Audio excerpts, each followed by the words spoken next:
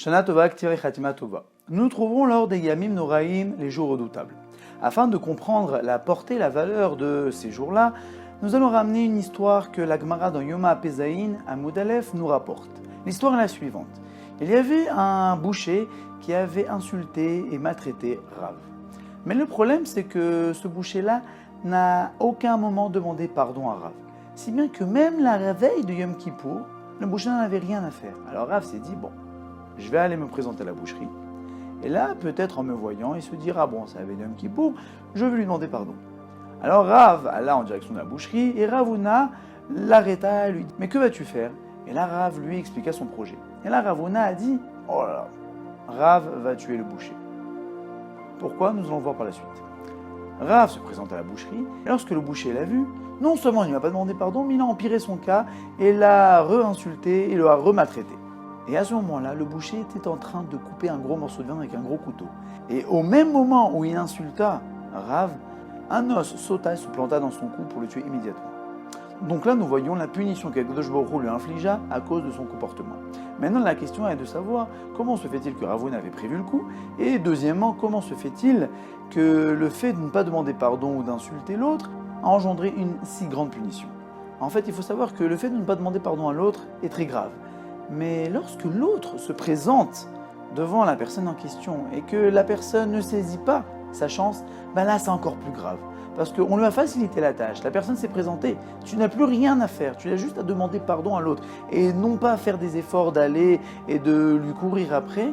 Alors, de ne pas saisir ses chances, c'est très très grave. Et ça, Ravuna avait compris et c'est pour ça que le boucher a eu sa punition immédiatement. De même, lors des Yamim Noraim, Akadosh Baruch Hu se présente devant nous, et là avec nous, et nous dit, regardez, en général, il est très dur de faire accepter cette filote. Il y a plusieurs conditions. Mais lors des Yamim Noraim, la tefila est beaucoup plus facilement acceptée et la tchouva est beaucoup plus facilement acceptée.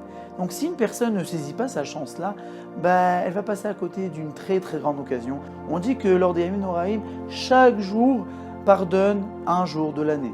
Le lundi pardonne tous les lundis de l'année, ainsi que le mardi, le mercredi, et ainsi de suite. Nous devons saisir cette chance-là. Ce n'est pas des jours qui doivent nous mettre la tristesse ou nous mettre l'angoisse, au contraire. C'est des jours que nous devons saisir, que nous devons faire le maximum de choses. Des tfilot, des teilim, du mutora, du chesed, de la tzedaka, et ainsi, afin de pouvoir nous planifier une très bonne année, et afin de demander pardon à Kadosh Baruch Hu, puisque notre tchouva est très facilement acceptée. Je finis par une petite parabole pour nous faire ressentir la portée de ces jours-là. On raconte sur une communauté qui devait avoir une synagogue mais n'avait pas de bâtiment. Alors qu'est-ce qu'ils ont fait? Ils ont ramené une caravane. La grue arrive avec la caravane en question et doit la poser à l'endroit adéquat. Maintenant, donc, la caravane se trouve en l'air et le président de la communauté, avec toute la communauté, commence à guider la grue en disant à droite, à gauche, non, tourne un petit peu à droite, un petit peu à gauche. Et ainsi, avec toutes ces directives-là, la grue a enfin posé la caravane en question pour que la communauté ait sa synagogue. Le président rentre dans la caravane et grande surprise, qu'est-ce qu'il voit? Il voit qu'ils se sont entièrement trompés et que le Echal et le Sefer Torah se trouvent de l'autre côté. Alors là, il ne sait plus quoi dire, mais son fils dit, mais papa, c'est pas grave, continue à dire à droite, à gauche. Alors là, son père lui dit, mais tu n'as rien compris. Quand c'est en l'air de dire à droite, à gauche, c'est facile, ça fait énormément de choses. Mais quand ça se trouve, ça ne sert plus à rien de dire à droite à gauche, il faut la pousser avec toutes ses forces pour pouvoir la remettre à son endroit. De même, pendant ces Yamim Noraim, on peut dire à droite à gauche, Akadosh Baruch Hu se trouve avec nous, on peut planifier entièrement notre année.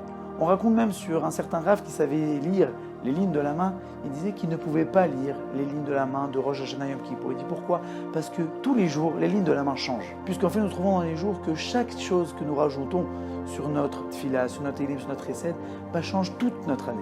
Puisqu'après Yom Kippour, là, ce sera très très très difficile de changer. Profitons de ces jours-ci pour faire notre maximum afin de nous garantir une très très bonne année.